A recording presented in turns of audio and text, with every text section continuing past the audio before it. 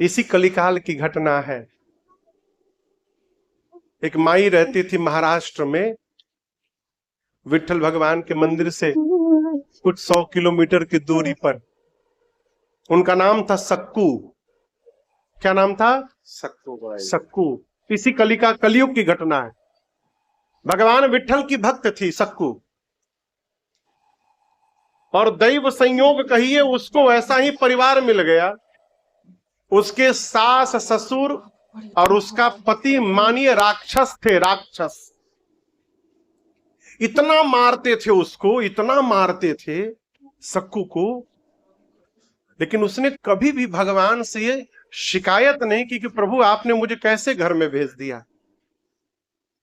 कहती थी मेरे किसी जन्म का परिणाम होगा कर्म का कि ऐसा घर मिला। भगवान का नाम जपती थी, मार खाती थी, सब काम करती थी। तो भगवान विठल की साल में एक बार यात्रा निकलती है। महात्मा लोग पैदल जाते हैं सैकड़ों किलोमीटर उनका दर्शन करने के लिए। एक बार सक्कू जल का मटका लेके नदी में गई पानी भरने, तब तक महात्मा विठल विठल गाते जा रहे थे। अब सक्कू बाई सोची कि ऐसा अवसर अब जीवन में मिलेगा नहीं, ये लोग ठाकुर जी के पास जा रहे हैं, क्या पता कल जीवित रहूं कि ना रहूं, इतना मारा जा रहा है, क्यों ना इनके साथ चल पड़ूं, मैं भी प्रभु का दर्शन कर लूंगी। अब वो पानी का कलसा छोड़ करके अब महात्माओं के साथ वो भी नाचते हुए बिठल बिठल कहते जाने लगी।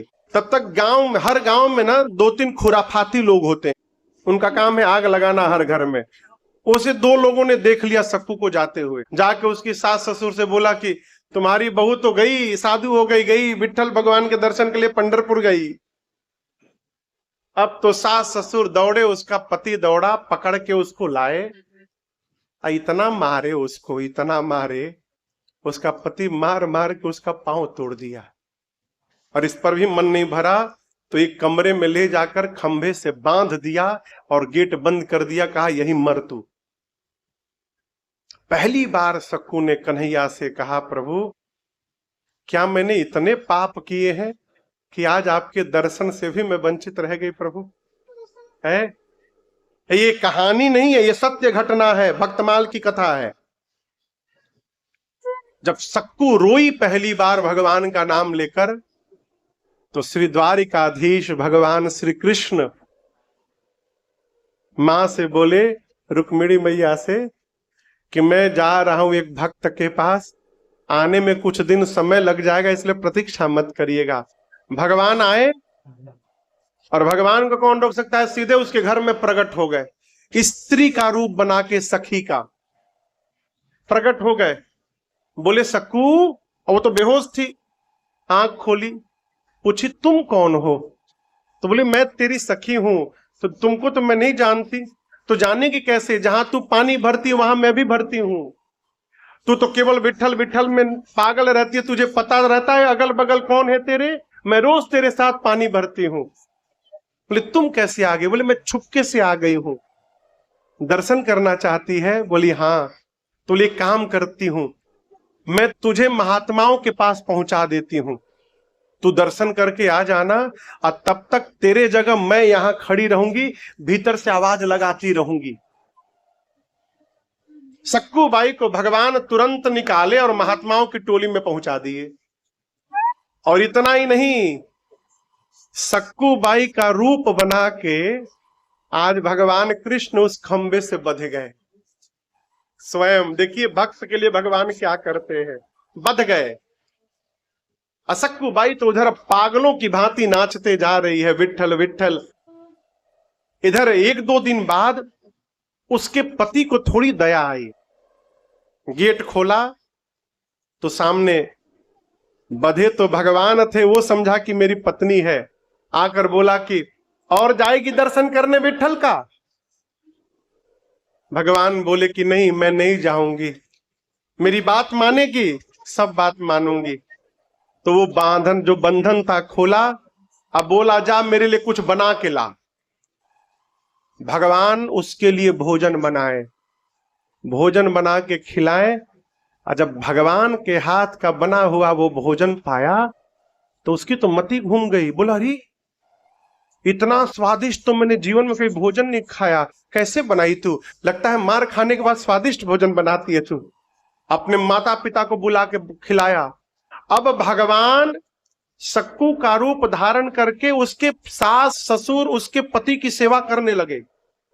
सास ससुर सास की पांव दबाते थे, उसके पति का पांव भगवान दबाते थे, भोजन बनाते थे, सब काम करते थे घर का। इधर सक्कू पहुंची पंढरपुर विठल भगवान के आगे, दर्शन मिला, लगी नाचने, नाचते नाचते बोली प्रभु अब दोबारा मुझे उस घर में नहीं जाना है, मुझे अपने चरणों में विलीन करिए नाथ, मेरा प्राण निकल जाए।